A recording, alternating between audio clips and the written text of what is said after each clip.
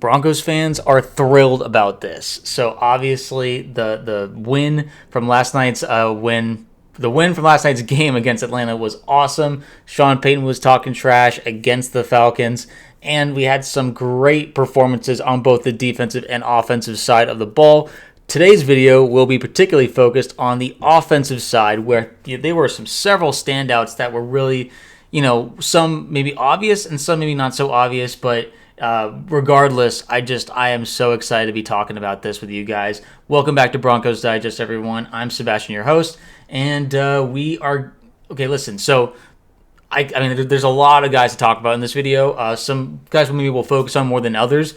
But before I get into it, I want you guys to have your, player of the game down below in the comments. I want to hear from you guys what you thought, what you're most excited about, maybe most promising guy or underrated sleeper guy that you want to see more of. All that stuff, shout out in the comments down below. But with that said, we also need some subscribers to join us here on Broncos Digest. We are aiming for 3,000 by the time the season kicks off. By the time that we face Kansas City Monday Night Football. Cannot wait, especially, these games, it's just increasing the hype and knocking on wood, but thank goodness we got out of this game without any major injuries. So we'll take it where we can get it, man, and hopefully that stays true for the rest of the training camp and preseason to the best of our ability and to the best of the players' ability. So it's a good start at the very least. But hey, without further ado, let's just jump into this. So yes, the offense was unbelievable. So the Broncos have defeated the Falcons 27-7 in the first preseason game of the year. The key stats were, especially on offense, 360 total yards, 163 rushing yards, 24 first downs, and they were doing 5.2 yards per play. So listen, we were cooking with gas.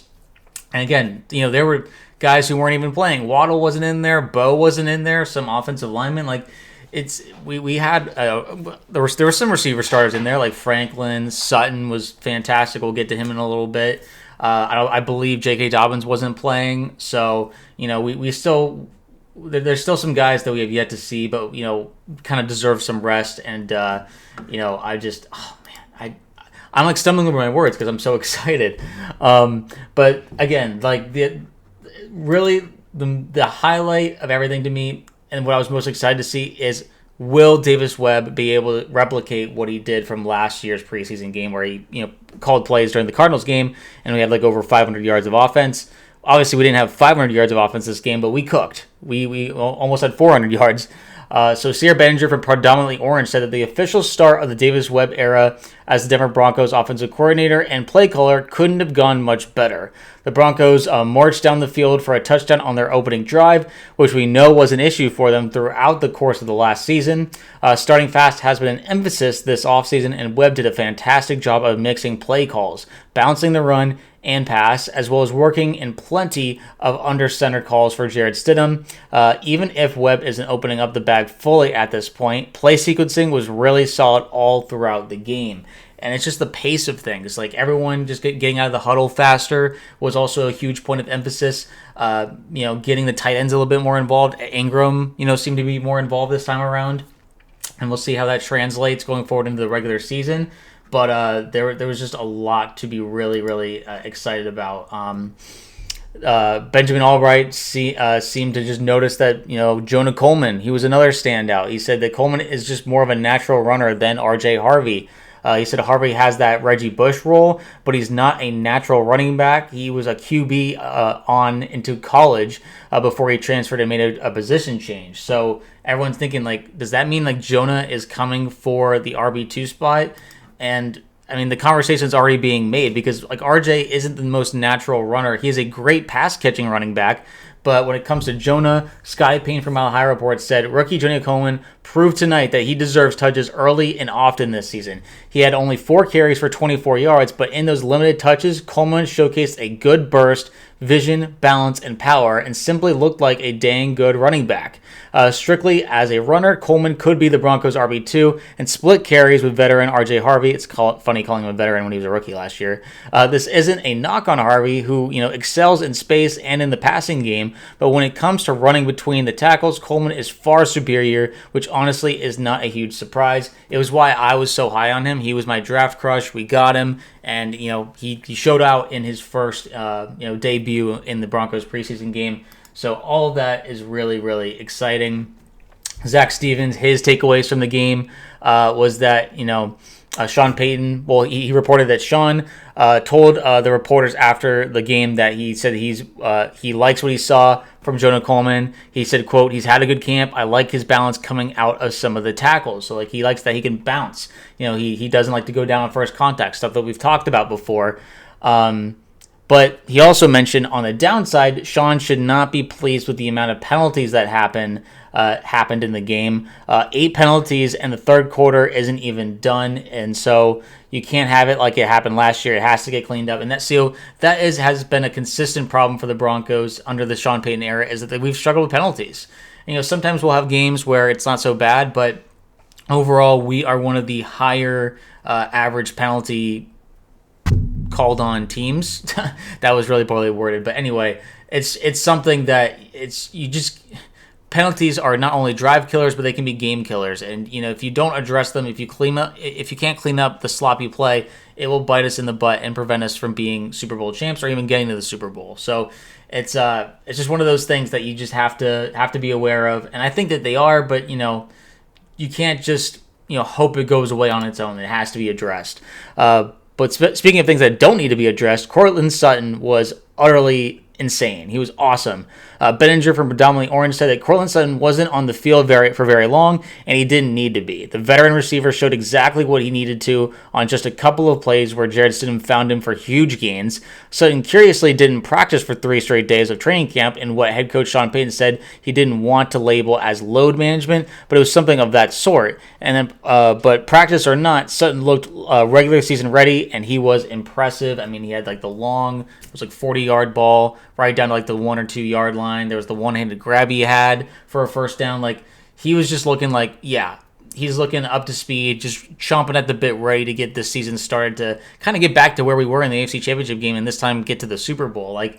If Sutton's playing like this, and we have Waddle also on the other side, and we got year 2, Pat Bryant, got Troy Franklin in year 3, everyone's developing at where they need to be right now. It's just the sky's the limit, and then the other rookies are given more space to really develop themselves, and then maybe be late season contributors like Jonah Coleman. So I'm hoping Coleman's able to contribute as soon as possible. And unfortunately, the worry is that we might need him sooner rather than later, because as much as J.K. Dobbins has been promising, I'm not going to get hurt, I'm going to play all 17 games. That is a promise he cannot keep, and we know that to be true, and he probably knows it in the back of his head as much as he wants to be able to keep that promise. And listen, I would love for him to prove us wrong, but he has yet to have a fully healthy season in his career. So with that in mind, at some point, either Harvey or Coleman will be the one who will likely at some point have to take up the reins and be the RB1 for a game or more. And I mean, maybe it's not fair to just judge, Coleman and Harvey where Coleman only had 4 carries. So it's maybe it should probably still go with Harvey, but it's just when you watch the game, when you watch him run with the ball, the confidence in which he runs between the tackles and just not shying away from contact, not going down on first contact. That's the thing, is Harvey has a harder time getting away from guys, and but like they mentioned, in open space, it's a different situation, and so we just have to be cognizant of what becomes available, what makes the most sense for these players. But the beauty of it is that we're deep. We're deep on offense. We're deep on defense. Not that we want to have our depth tested too much in this season, because we want to win as many games as possible, get the 1 seed again, and try and get to the Super Bowl. But every team's depth gets tested at some point, and it won't be surprising to me at all that Jonah Coleman's name will be called on in the running game to carry for a little bit. So again, couldn't be more happy. As someone who was a huge Coleman fan going into the draft, we got him, and now he's playing like this. Sutton, somehow seems like he's just looking quicker, more confident, and just Davis Webb just calling plays, giving guys opportunities to make plays and not, doing like repetitive, like predictable play calling. The sequencing was good, like we mentioned before. Stidham kind of put a silence to all of that. I mean, listen, I made a video right before the preseason game going like, oh boy, Ehlinger is going to take the job from Stidham for QB2. That just got shut down immediately. Granted, Ehlinger wasn't playing with like all the players that Stidham was playing with, but still, like, it was night and day comparatively in terms of just the performances. And so Stidham just seems to have a better grasp of Webb's play calling and just how to run the system and how to get the ball to guys. I think people forget that, as unfortunate of a performance as Stidham had in the AFC Championship game, the whole second half of that game was like in a blizzard. So it was hard for much to happen in that game. And so you just, you have to factor that in. We only lost by 3. It's not like we got blown out in that game. Granted, we didn't do much offensively, and we were having a hard time getting first downs because our run game was also struggling, which should not be the case when you have arguably the best O-line in the league. Again, that's a rabbit hole where just why possibly the play calling was changed and shifted down to Davis Webb, or passed over, I should say. But yeah, Ehlinger, you are pretty solidly QB3. I think the gap was definitely presented fair and square there. And now it's just about, can we get to see Waddle in the preseason before we get to Kansas City? It sounds like we're going to see Bo in the next 2 weeks, the next 2 games. How much of Bo we'll see will be interesting, but it's going to be at home in Mile High. I know Bo will get a standing ovation. Just everyone's so excited to see him back, but man, just what a performance from the Broncos yesterday. Falcons fans are down bad on the internet. It has been really funny to watch them crumble, but at the same time, it's just been, listen, there's just a lot of exciting things to talk about. I'm sure we'll find more to talk about as the days come, but those are my initial reactions. Let me know what you guys thought about all this down below. Thoughts, questions, anything like that. And until next video, we will see you then.